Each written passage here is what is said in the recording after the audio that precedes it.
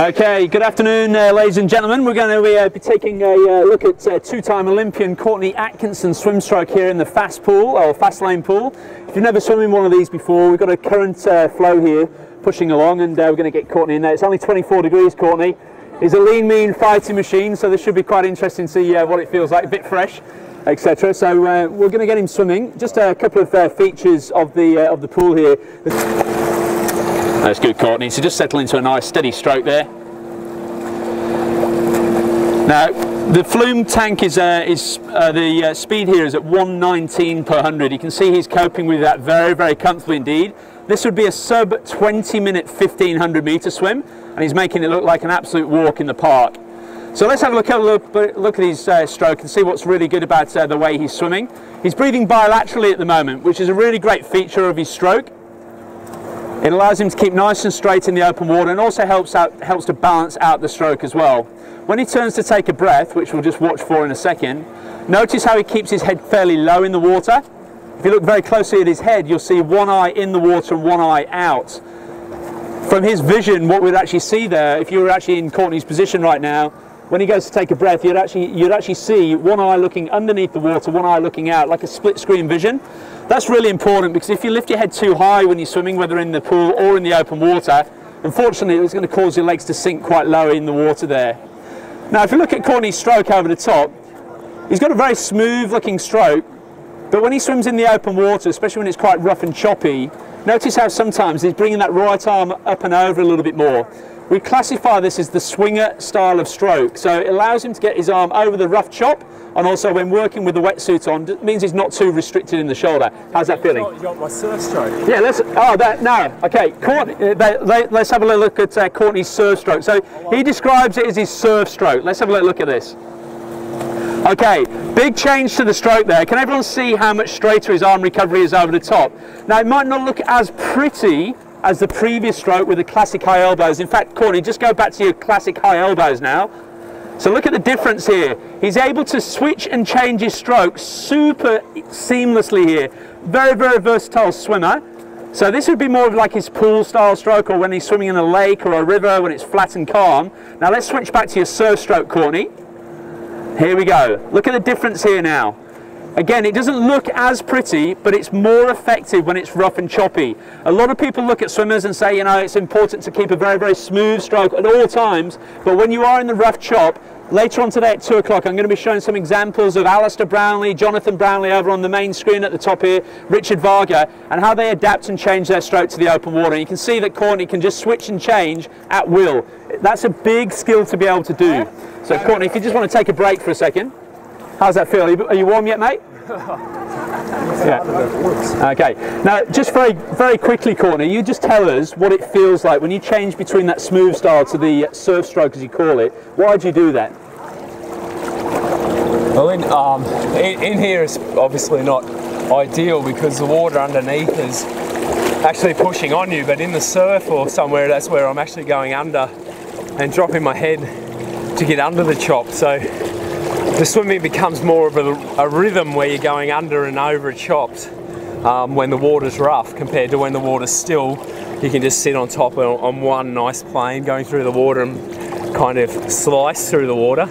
The other way is kind of more of a rhythm getting under and over, and then depending on the chop, it's really then easy to alter how quickly you do that change. So it might be over one, kind of under, like, and just getting through the water a bit more like a dolphin. Absolutely. So would you say therefore it's quite important to be versatile and the ability to be able to adapt and change those conditions? Yeah, versatile, and also I suppose once it then gets rougher too, it's about when you lift your head in between the troughs as well. And also when we're swimming, it's very important, because you've got to imagine we've got 70 guys jumping off a pontoon together. You literally, sometimes you can't even get this arm out of the water, so it might be nearly double swimming on one, and then someone hits you from this side. So if you rely completely on having that perfect swim stroke, you quickly lose your speed, whereas if you can chop and change around, it gives you that ability to kind of nearly extra roll, get your arm over someone, punch someone. Absolutely. Now you've been doing this for a long time, Courtney. How have you seen the change? How have you seen the swim change in the last sort of 10 years? Has it got faster? Got slower? Who are the big hitters out there?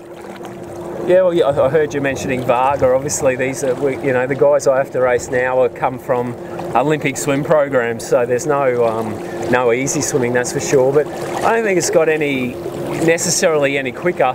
Our racing at Olympic level now has become a positioning race where it's a very, like, you sprint as quick as you can to the first buoy and then settle into a really good rhythm. The biggest change is it's not so much the pace, it's that instead of only 10 guys being able to swim that, like you might have remembered a guy from Australia called Craig Walden who used to lead all the swims out. Well, there's now 30 Craig Waldens, and we all don't fit around the buoy at once, so that's the biggest change. Absolutely. It gets really rough. I mean, it probably makes water polo sometimes look a clean sport. Yeah, absolutely. Now, Courtney, you look like getting a bit cold there, so pop your goggles back on. Let's crank up the speed. Let's really crank it up just for a few more minutes. Just have another look at his stroke. Courtney, if you give us your and you're hearing me through this, are you? If you give me more of your surf style of stroke here, whilst we crank it up, and we'll just have a little look at this. Okay, so we're going to take it up as fast as it goes here. Now, Courtney talked a lot about rhythm there. Many coaches, many swim coaches will tell you that the most efficient freestyle stroke is the longest possible stroke you can make and to have a very slow tempo.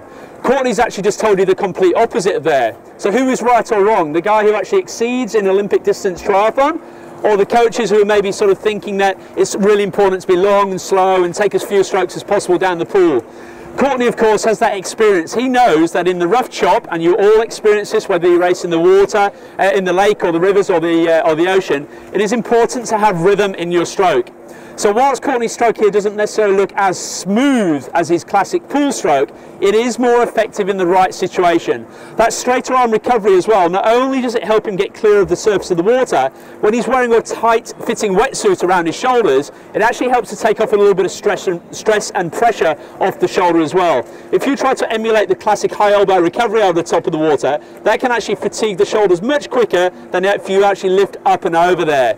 So the most effective, efficient freestyle stroke in the open water is not necessarily the longest, slowest stroke that you can possibly do. Many of the world's best triathletes, and I'm going to bring up some stats a little bit later on today, Alistair Brownlee, Richard Varga, those guys, they all take in excess of 90 strokes per minute. Very, very quick tempos. Courtney's here at the moment, probably around about 76, 77 strokes per minute, so it's pretty quick. The flume's not going actually fast enough for him, otherwise we'd see something a little bit higher in the terms of the tempo there. But it is important to have rhythm within your stroke, to have that tempo up to actually combat the waves and the chop, etc. Okay, Courtney, that's great. Thanks, mate. So you can just pause it there. Good. How was that? All right, fairly quick? Yeah, it's harder than it looks. Harder than it looks, okay. Can we all give Courtney a bit of a round of applause for being such a good sport there and actually showing us his stroke? That's fantastic. I believe you've got some more presentations this weekend, have you? No. He's all good now. He's going to go off and do his own training. So thanks very much, Courtney. I hope you appreciated looking at his stroke. If anybody does have their bathers, what we're actually going to do now for about the next half an hour or so is allow you to come and jump in. We'll take some video footage. We'll analyse your stroke on the computer screen, get a little bit more down to the nitty-gritty of your strokes and give you a couple of little tips to improve. We're going to call this speed coaching, a little bit like speed dating if you've ever been on one of those sort of things.